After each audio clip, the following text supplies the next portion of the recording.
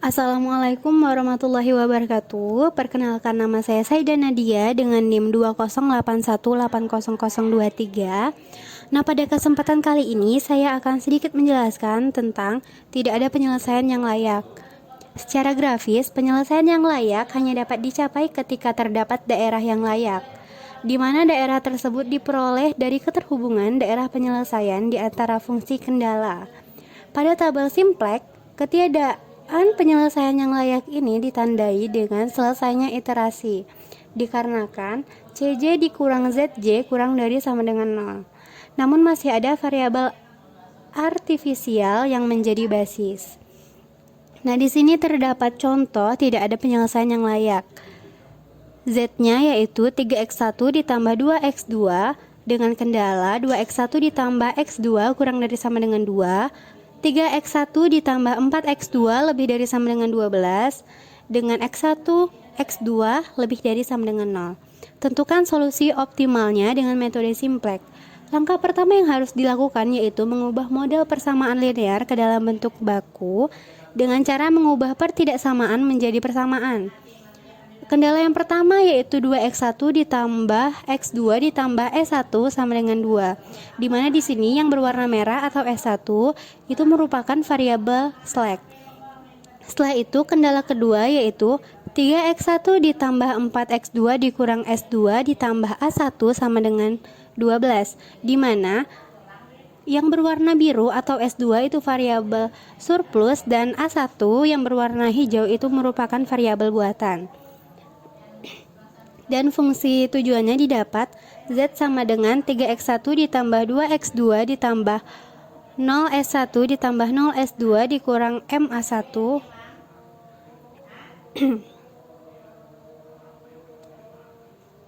Nah, setelah itu langkah keduanya yaitu membuat tabel simplex awal atau TSA.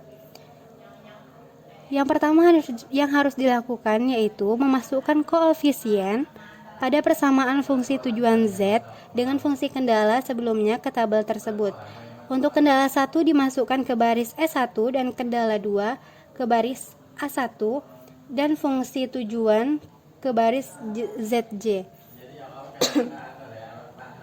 Nah, di sini kita sudah memasukkannya. Lalu kita mencari CJ dengan cara di X1 kita terfokus kepada kolom X1 dulu dengan ZJ. Itu 2 dikali 0 hasilnya 2 ditambah 3 dikali min M hasilnya min 3M. Jadi CJ di X1 itu min 3M. Di X2 begitu pula, 1 dikali 0 hasilnya 0, 4 dikali min M hasilnya min 4M. Jadi di X2 itu ditulis min 4M.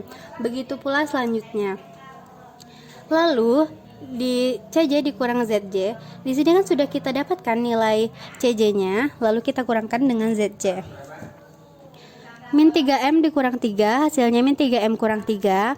Min 4M dikurang 2 hasilnya min 4M dikurang 2, 0 dikurang 0 hasilnya 0, M dikurang 0 hasilnya M, dan min M dikurang min M hasilnya 0.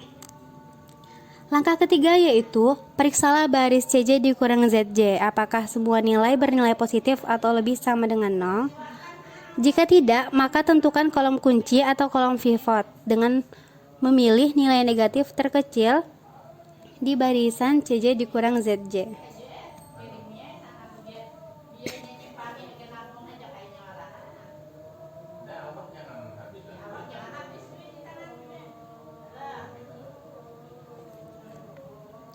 Selanjutnya yaitu langkah keempat, menentukan unsur pusat. Kolom kunci atau kolom pivot dari baris CJ dikurang ZJ terlihat bahwa nilai negatif terkecil adalah min 4M dikurang 2, yang ini ya, yang berada pada kolom X2, dan buatlah tanda X2. Di sini saya menandai dengan warna kuning. X2 disebut sebagai variabel masuk. Lalu baris kunci, untuk menentukannya maka kita lakukan pembagian nilai RHS dibagi KK dengan perhitungan Di sini didapat 2 dibagi 1, lihat RHS dan kolom kuncinya, yaitu 2 dibagi 1 hasilnya 2, 12 dibagi 4 hasilnya 3.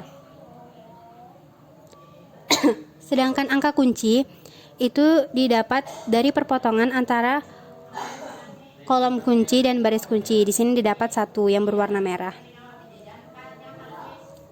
Nah, setelah itu di sini saya tuliskan ulang agar lebih mudah dalam pengerjaannya. Variabel basis S1 dirubah menjadi X2. Nah, di sini S1 dirubah menjadi X2 karena S1 merupakan variabel masuk dan X2 merupakan variabel keluar. Lalu dikarenakan angka pivot sudah bernilai 1, maka baris pivotnya tetap. Lalu nilai di bawah angka pivot dirubah menjadi 0 dengan rumus A1 dikurang 4X2. Nah, di sini menggunakan OBE ya. Nah, didapat hasilnya A1 min 5, 0, min 4, min 1, 1, dan 4. Lalu ZJ-nya tetap. Setelah itu CJ, cara pengerjaannya sama seperti tadi. 2 dikali 2 hasilnya 4, min 5 dikali min M hasilnya 5M. Jadi 5M ditambah 4. Lalu begitu pula selanjutnya. 1 dikali 2 hasilnya 2, 0 dikali min M hasilnya 0, jadi dituliskan angka 2. 1 dikali 2 hasilnya 2, min 4 dikali min M hasilnya min 4, jadi jadi hasilnya 4M ditambah 2. Begitu pula selanjutnya. Lalu di sini kita mencari CJ dikurang ZJ. CJ-nya 5M ditambah 4 dikurang 3 hasilnya 5M ditambah 1. Lalu 2 dikurang 2 hasilnya 0, min 4M ditambah 2 dikurang 0 hasilnya 4M ditambah 2, M dikurang 0 hasilnya M, min M dikurang min M hasilnya 0.